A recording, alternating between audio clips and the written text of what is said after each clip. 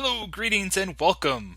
Let's take a look at our first example problem from week 8, and this is going to be from chapter 8 on integer programming. So in this screencast, I will set up the integer programming problem, and then we'll have a separate screencast where I'll solve in LibreOffice Calc. All right, so problem 1. So 5 projects are being evaluated over a 3-year planning period. The following table gives the expected returns for each project and the associated yearly expenditures. Which project should be selected over the 3-year horizon? All right, so the big thing is just looking at the problem. Okay, in our last column, we're told the return of each project for that 3-year horizon. And so what we're going to want to do is maximize our return. Okay. So now how we're going to maximize it is we have 5 projects that we could potentially run over that 3-year period. And so we need to decide if that project should be a go or no go. Okay, so we're going to have to decide if, projects 1 through 5, if each project happens or which ones don't happen. And we're going to do that with the goal of trying to maximize our returns. And we're going to have constraints. Our main constraint will be our available funds each year. Okay. So just trying to give big picture of what we're trying to do, because the first thing we're going to have to do is we're going to have to define our variables. Okay, so I'd like to define my variables first, just so I can make it clear what I'm trying to accomplish.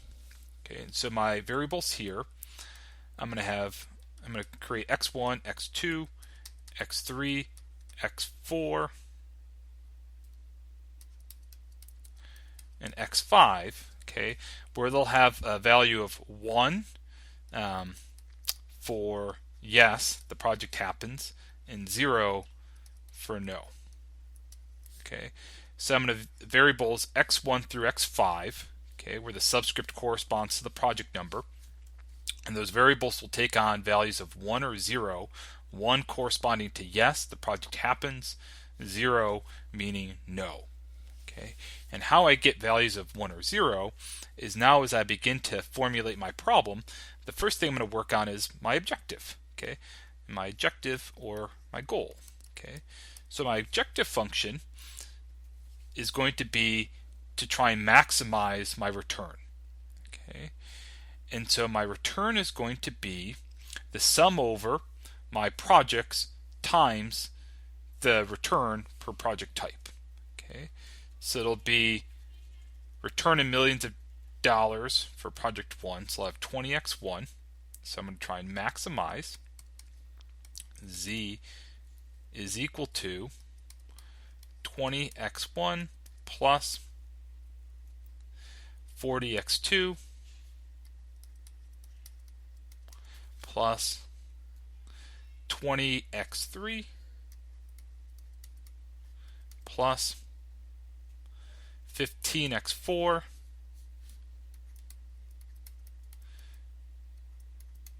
plus 30x5. Okay. Where Z is in millions of dollars. Okay. So my goal is to maximize our return. Okay. And so this is where we see now where my values of my variables will be 1 or 0. So if a project happens, so if project 1 happens, then its return will be $20 million. But if, say, project 2 doesn't happen, so then x2 is 0, I don't make any money from it. Right? It doesn't contribute towards my objective function. Okay, so there's my objective function. There's my variables x1 through x5. And so next we're going to work on our constraints. Okay. And so our main constraints is going to be our budget for each year. So each year we have $25 million available. So we'll need to sum over our projects, and it'll be our variable in terms of whether or not that project happens or not, times the expenditure in millions of dollars per year for that year. Okay, so looking at year 1, I'll have 5x1 plus 4x2 plus 3x3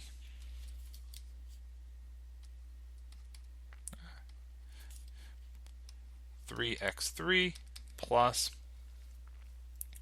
7x4 plus 8x5. Okay, that needs to be less than or equal to 25. So again, we're dealing with millions of dollars. And so, if project 1 is a go, x1 has a value of 1, so the expense of that project is $5 million. If project 2 is, say, a no-go, then x2 is 0, right? There's no expense there. Okay, so I'll do the same thing for year 2. Year 2 will be x1 plus 7x2 plus 9x3 plus 4x4 6x5, and so then that again needs to be less than or equal to 25. And in year 3 we have 8x1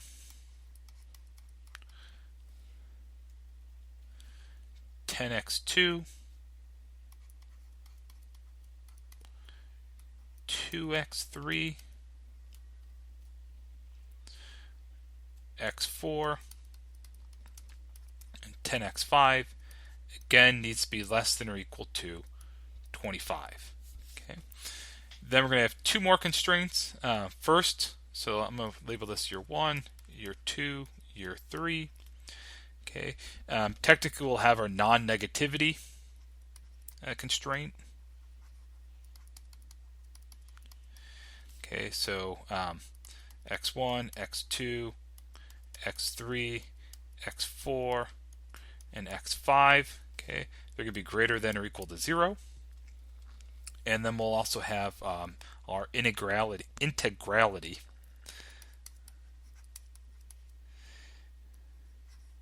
Okay, so I know I'm going to have x1, x2, x3, x4, and x5 are integers.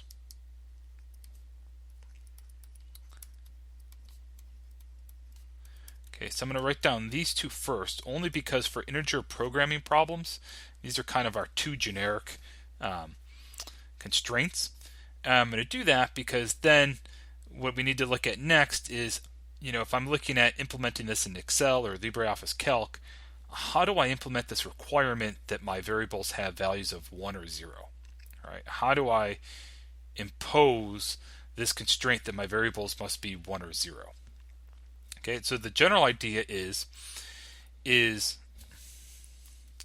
my variables, so if I just use some generic xi, okay, we want xi to be between 0 and 1, okay, and so since xi, okay, my variable has to be an integer value, the only two values that satisfy this inequality are 0 and 1. All right, this equality is only true if xi is equal to 0 or 1. All right, so I can take this inequality and I could break it up into two inequalities. I can break it up into xi is greater than or equal to 0 and xi is less than or equal to 1. So now looking at the constraints I have already, okay, so we've already mentioned our integer constraint, so only 0 and 1 can actually satisfy this inequality. We've already applied non-negativity. Non-negativity would tell us that xi is greater than 0. Okay, so in order to apply this constraint, I just need to specify that x1, 2, 3, 4, and 5 are less than or equal to 1. Okay, so my last one will just be x1, x2, x3, x4, and x5 need to be less than or equal to 1. Okay, again, I've applied non-negativity. Okay, so my values have to be greater than or equal to 0. And so by saying that my values have to be less than or equal to 1 or greater than or equal to 0 and integer, then the only two values that would satisfy that inequality would be values of 0 or 1. Okay, cool. So that's it in terms of setting up this model. Next, we'll jump over to LibreOffice Calc and we'll solve. Now remember, the solution in Excel will be essentially identical. The only thing that'll change is how we impose this integer constraint. In LibreOffice Calc, Solver has a simple checkbox that we can check to constrain our variables to be integer. Excel's a little more flexible in that I can just select my, and add a constraint saying that, say, x1 is an integer, which makes it a little more flexible in handling mixed integer type problems. Okay, but all right, hope that helps. We'll go and solve next.